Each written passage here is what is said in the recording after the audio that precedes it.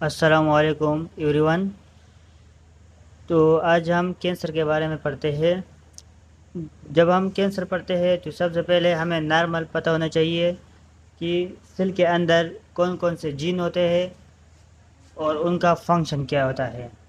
जैसे कि कैंसर में मुख्तलिफ़ जीन की इन्वॉल्वमेंट होती है, जैसे कि ग्रोथ रेगुलेटरी जीन हो गया, ट्यूमर सप्रेशन जीन हो गया, P53 प्रोटीन जो हो गए, मुख्तलिफ़ जीन्स और उसके अलावा प्रोटीन्स की इन्वॉल्वमेंट होती है कैंसर में। जब हमें नॉर्मल पता हो कि सेल के अंदर जो डीएनए रिप्लिकेशन है और जो सेल का जो माइटोसिस और मियोसिस जो होता है वो कैसा होता है, हमें आसानी होती है किसी भी एबनॉर्मल को पढ़ने के लिए। तो सबसे पहले हम नॉर्मल पढ़ते हैं कि नॉर्मल इसमें क्या क्या होगा, कौन कौन से जीन है इसमें इन्वॉल्व है और कौन कौन से जीन का क्या क्या फंक्शन है, और जब वो एबनॉर्मल हो जाते हैं तो फिर वो कैसा रूल अदा करता है, मतलब एबनॉर्मल उसका क्या फंक्शन हो जाता है और वो क्यों एबनॉर्मल हो जाता है, और फिर जब एबनॉर्मल हो जाता भी है तो वो अपना फंक्शन क्यों अल्टर करता है और कैसे अल्टर करता है, मतलब एबनॉर्मल फंक्शन वो फिर कैसे करता है।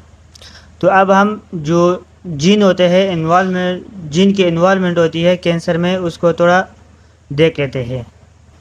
जो जीन्स और प्रोटीन की इन्वॉल्वमेंट होती है कैंसर में वो ये है, सबसे पहले आता है नंबर आता है प्रोटो ऑन्कोजीन जीन, तो इसके बारे में भी हम पढ़ेंगे अभी। और प्री एपोप्टोसिस जीन, मतलब इनमें क्या क्या एबनॉर्मेलिटी आती है और इनका नॉर्मल फंक्शन क्या होता है। ट्यूमर सप्रेसर जीन के बारे में हम पढ़ेंगे और एंटी एपोप्टोसिस जीन के बारे में हम पढ़ेंगे। इसके अलावा जो प्रोटीन इन्वॉल्वमेंट होती है उसमें सबसे पहले आता है राज काइनेस, ग्रोथ फैक्टर, इसके अलावा ग्रोथ फैक्टर रिसेप्टर और cyclin dependent kinase, RB protein, E2F protein, P53 protein और साइक्लिन। इसका सबसे पहले हमें नॉर्मल पता होना चाहिए कि इनका नॉर्मल फंक्शन क्या होता है। जैसे कि ये राज काइनेज जो है ये मैसेज ट्रांसफ़र करता है जीन नंबर 3 से लेकर जीन नंबर 4, जो कि प्रोटो ऑन्कोजीन के जीन होते हैं। मतलब हम उसको अभी फुल डिटेल से पढ़ेंगे तो आप लोगों को इजीली समझ में आएगा। तो स्टार्ट करते हैं कैंसर, और उसके अलावा जो पहला जीन है proto oncogene gene. Proto oncogene gene, ये जीन जो होता है इसका नॉर्मल जो फंक्शन होता है, इसकी ग्रोथ में इम्पोर्टेंट रोल होता है। जब इसमें म्यूटेशन आ जाती है, मतलब चेंज आ जाती है, तो फिर ये ऑन्कोजीन जीन में कन्वर्ट हो जाता है, जो कि फिर कैंसर काज करता है। ये प्रोटो ऑन्कोजीन जीन का नॉर्मल फंक्शन था। अब इसके बाद जो साइक्लिन डिपेंडेंट काइनेज है, ये ऑलरेडी नाम से ही जाहिर है कि ये साइक्लिन पर डिपेंडेंट है, मतलब जब तक इस जीन के पास साइक्लिन नहीं होता तो ये अपना फंक्शन नहीं करता। और जो साइक्लिन है ये जीन नंबर 5 बनाता है किसी सेल की ग्रोथ के लिए, और ये उन जीन्स को या जो एंजाइम है, या फॉर एग्ज़ाम्पल ये उन एंजाइम को एक्टिवेट करता है, मतलब इन एंजाइम की प्रोलिफरेशन करता है या एक्टिवेट करता है, जो कि सेल साइकिल के लिए लाजमी होती है। मतलब it activate those enzymes which are required for cell cycle or which required for the synthesis of cell cycle। इसके अलावा जो P53 प्रोटीन है, इसका जो नॉर्मल फंक्शन होता है, ये स्ट्रॉन्ग जीन है जो कि सेल साइकिल को स्टॉप करता है। सेल साइकिल की फॉर एग्जांपल जो डिवीजन होती है और उसकी जो ग्रोथ होती है उसको कंट्रोल करता है। अगर इसमें कोई एबनॉर्मलिटीज आ जाए तो ये फिर एबनॉर्मल ग्रोथ करता है। वो कैसे करता है हम आगे पढ़ेंगे। इसके अलावा अगर इसके अंदर कोई म्यूटेशन आ जाए, म्यूटेशन हम उसको कहते हैं कि कोई चेंजेस आ जाए, तो फिर वो कैंसर काज करता है और वो फिर पूरी बॉडी में स्प्रेड होता है। म्यूटेशन की डिफिनीशन है permanent change in DNA and आकर इन डॉटर सेल, मतलब जो डीएनए में परमानेंट चेंज आ जाना और उसके जो डॉटर सेल हैं फिर वो जो चेंज है वो डॉटर सेल में दिखाई देना, तो इसको हम म्यूटेशन कहते हैं। इसके अलावा जो E2F प्रोटीन का फंक्शन होता है, जो E2F प्रोटीन होता है उसका जो फंक्शन होता है ये ट्रांसक्रिप्शनल फैक्टर है, मतलब जो मैसेज आया है फॉर एग्जांपल कोई और जीन से मैसेज आया तो ये इसको ट्रांसलेट कर लेता है। और जो इम्पोर्टेंट रूल आता है इसके, जो सेल प्रोलिफरेशन है, मतलब सेल की डिवीजन, उसमें ये इम्पोर्टेंट रोल अदा करता है। अब इसके अलावा आरबी प्रोटीन जो होते हैं, जो आरबी प्रोटीन होती है ये ट्यूमर सप्रेसर प्रोटीन होती है, जो कि इम्पोर्टेंट रोल अदा करते हैं जो सेल की जो सेल साइकिल है, मतलब जो सेल साइकिल है उसकी अगर ज़्यादा ग्रोथ हो रही है तो उसको कंट्रोल करने में ये इम्पोर्टेंट रोल अदा करता है। जैसे कि ट्यूमर प्रोग्रेशन है, मतलब कोई ट्यूमर है वो ज़्यादा बढ़ रहा है, तो उसको कंट्रोल करने में ये इंपॉर्टेंट रोल अदा करता है। और ये एक चेक पोस्ट है, मतलब J1 पेज पर ये एक चेक पोस्ट है, मतलब जो सेल के अंदर जो एबनॉर्मेलिटीज़ होती है वो ये उसको चेक करता है, और अगर उसमें कोई एबनॉर्मेलिटीज़ हो तो फिर ये उसकी जो ग्रोथ है उसको स्टॉप कर देता है और फिर सेल की ग्रोथ नहीं होती। इसके अलावा जो ट्यूमर सप्रेसर जीन है, जैसे कि फॉर एग्जांपल BRCA1 और BRCA2, ये 2 जीन फीमेल के ब्रेस्ट में होती है जो कि कैंसर में इंपॉर्टेंट रोल अदा करता है। इसके अलावा एंटी हम सिंपल यूज़ कहते हैं, जो कि एपोप्टोसिस के अपोजिट काम करता है, तो इसको हम एंटी एपोप्टोसिस कहते हैं। और इसके अलावा जो RB प्रोटीन मैंने ऑलरेडी बता दिया है, और RB इसके अलावा जो प्री एपोप्टोसिस है, मतलब जो वो जीन जो एपोप्टोसिस करवाते हैं उसको हम प्री एपोप्टोसिस कहते हैं। इसके अलावा ग्रोथ फैक्टर हम उसको कहते हैं that stimulate the growth of a specific tissue, मतलब वो चीज़ जो किसी चीज़ की ग्रोथ को स्टिमुलेट करता है, एनहांस करता है। अब हम स्टार्ट करते हैं ग्रोथ रेगुलेटरी जो जीन होते हैं, मतलब जो जीन ग्रोथ को रेगुलेट करते हैं वो कौन कौन से हैं। उसमें पहले नंबर पर आता है प्रोटोऑन्कोजीन जीन, ये डोमिनेंट जीन है और इसके अंदर फर्दर फिर 6 जीन होते हैं और हर एक का डिफरेंट फंक्शन होता है।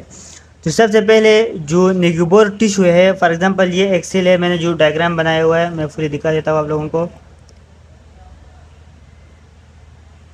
ये जो डायग्राम है ये एक फॉर एग्जांपल ये एक नॉर्मल सेल है, पहले हम नॉर्मल पढ़ेंगे और उसके बाद फिर एबनॉर्मल। जब किसी सेल के अंदर, मतलब फॉर एग्जांपल किसी बंदे का कोई जगह ज़ख्मी हुआ हो, किसी ने एक्सीडेंट किया हो, तो इसके जो सेल होते हैं वो एक ग्रोथ फैक्टर बनाते हैं। जीन नंबर 1 जो सेल के अंदर जीन नंबर 1 होता है वो एक्टिवेट हो जाता है और वो फिर ग्रोथ फैक्टर बनाता है। ये ग्रोथ सेल मेम्ब्रेन, मतलब प्लाज्मा मेम्ब्रेन के साथ अटैच हो जाता है, सेल के बाहर जो प्लाज्मा मेम्ब्रेन है उसके साथ अटैच हो जाता है। फिर जीन नंबर 2 एक्टिवेट हो जाता है और यह फिर इस जो ग्रोथ फैक्टर है इसके लिए रिसेप्टर बनाता है। तो फिर इसके लिए हम सिंपली कहते हैं ग्रोथ फैक्टर रिसेप्टर, हम इसको कहते हैं ग्रोथ फैक्टर रिसेप्टर। और ये जो रिसेप्टर बनाता है वो ट्रांस मेम्ब्रेन होता है, मतलब जो आधा सेल के अंदर होता है और आधा सेल के बाहर। जो इसके जो ग्रोथ फैक्टर रिसेप्टर का पार्ट जो बाहर की तरफ होता है ये प्रोटीन से बना हुआ होता है और जो अंदर की तरफ होता है वो एंजाइम से बना हुआ होता है। जब ये ग्रोथ फैक्टर आता है और ग्रोथ फैक्टर रिसेप्टर के साथ अटैच हो जाता है, ये ग्रोथ फैक्टर जो होता है ये बहुत ज़्यादा स्टिक होता है, मतलब बहुत ज़्यादा स्टिकी होता है। जब ये आता है ग्रोथ फैक्टर रिसेप्टर के साथ अटैच हो जाता है तो ये फिर दोनों जो है जीन नंबर 3 को एक्टिवेट करते हैं। जब जीन नंबर 3 एक्टिवेट हो जाता है तो इसके रिजल्ट में जीन नंबर 3 जो है वो मैसेज लेके जाता है रास काइनेज के ज़रिए और मैप काइनेज के ज़रिए। मतलब जीन नंबर 3 कैसे एक्टिवेट हुआ, ये ग्रोथ फैक्टर आया और ग्रोथ फैक्टर रिसेप्टर के साथ अटैच हुआ। जब ये अटैच हुआ तो इसके अंदर जो जब ये इसके साथ अटैच हुआ तो जीन नंबर 3 को पता चल गया कि अब ये इसकी रिसेप्टर के साथ अटैच हुआ। हमें पता है कि जो कुछ भी रिसेप्टर के साथ अटैच जाता है जो सेल के अंदर जो अंदर चेंज जाते हैं, तो इसमें सेल के अंदर क्या क्या चेंज जाते हैं। जीन नंबर 3 एक्टिवेट हो गया, तो जीन नंबर 3 जब एक्टिवेट हो गया वो रास काइनेज के ज़रिए और मैप काइनेज के ज़रिए जीन नंबर 4 को एक्टिवेट करता है। 4 नंबर को एक्टिवेट करता है और उसको एक मैसेज ट्रांसलेट करता है कि सेल के अंदर क्या क्या चेंजेस आने चाहिए अभी। तो जीन नंबर 4 जो है वो ट्रांसक्रिप्शनल फैक्टर बनाता है, मतलब जो मैसेज जीन नंबर 3 ने बताया उसको ट्रांसलेट कर लेता है। जब वो ट्रांसलेट कर लेता है तो फिर ये जीन नंबर 5 को के लिए रिक्वायर होता है कि उसके लिए ट्रांसक्रिप्शनल फैक्टर हो। जब ट्रांसक्रिप्शनल फैक्टर बन जाता है तो जीन नंबर 5 एक्टिवेट हो जाता है। जब जीन नंबर 5 एक्टिवेट हो जाता है तो ये साइक्लिन प्रोटीन बनाता है, ये साइक्लिन प्रोटीन बनाता है। अब इसके बाद जो जीन नंबर 6 होता है ये हर टाइम सेल के अंदर एक्टिवेट रहता है और साइक्लिन डिपेंडेंट काइनेज बनाता रहता है, मतलब ये इसकी नॉर्मल फिजियोलॉजी है। अभी हम नॉर्मल फिजियोलॉजी पढ़ रहे हैं, जब हम एबनॉर्मल पढ़ेंगे तो वो हम इंशाल्लाह डिटेल से पढ़ेंगे कि कौन कौन से पॉइंट पे इसमें चेंजेस आ जाती है। जब जीन नंबर 6 एक्टिवेट हो जाता है तो ये हर टाइम सेल के अंदर एक्टिवेटेड रहता है, ये साइक्लिन डिपेंडेंट काइनेज बनाता है। जब जीन नंबर 5 एक्टिवेट ऑलरेडी हुआ है, मतलब उसने साइक्लिन प्रोटीन बनाया हुआ है, तो ये ऑलरेडी नाम से जाहिर है कि साइक्लिन डिपेंडेंट काइनेज, मतलब ये जो जीन नंबर 6 है ये साइक्लिन पर डिपेंडेंट है।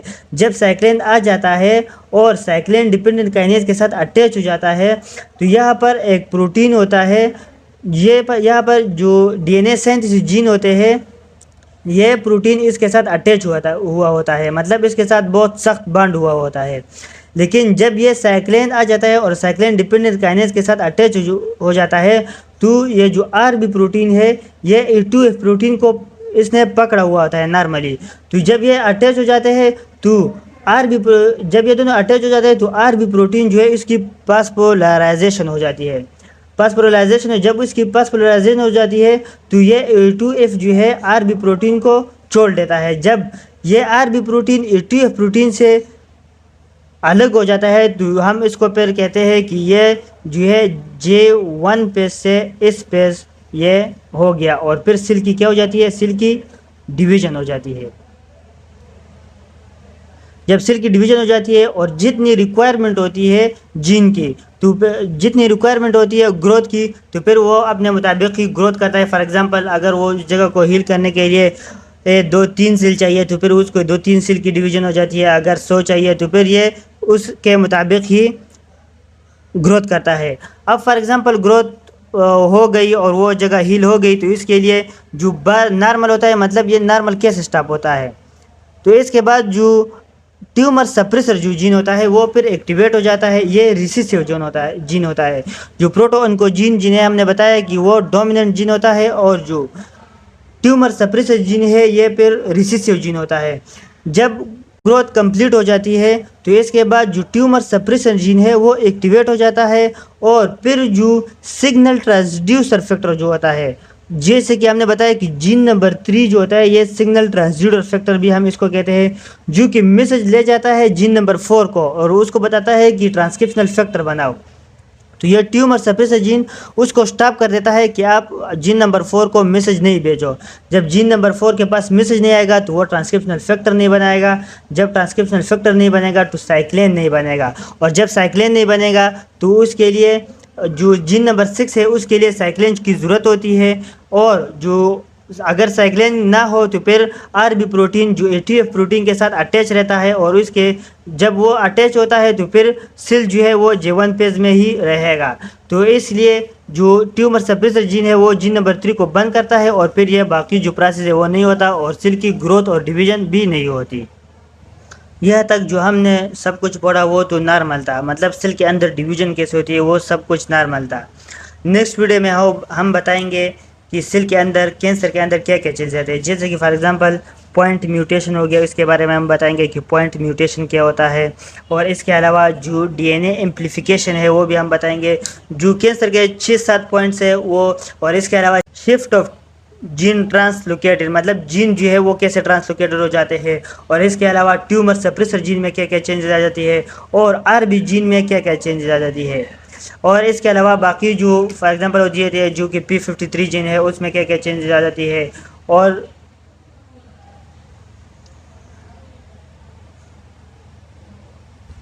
बहुत इजी है, आप लोगों ने इसको एज आ स्टोरी याद करना है। जैसे कि आपको दिखाया है कि जीन नंबर 1 को 1 एक्टिवेट होता है, फिर वो 2 को एक्टिवेट करता है, फिर 3 को, फिर 4 को। तो जब आप इसको एज आ स्टोरी याद करोगे तो आप लोगों के लिए बहुत इजी होगा और इसको एज आ स्टोरी याद कर लो तो बहुत ही अच्छा होगा और बहुत इजी भी है। नेक्स्ट वीडियो में हम बाकी जो रिमेनिंग पार्ट्स है वो हम इसका कंप्लीट करेंगे इंशाल्लाह।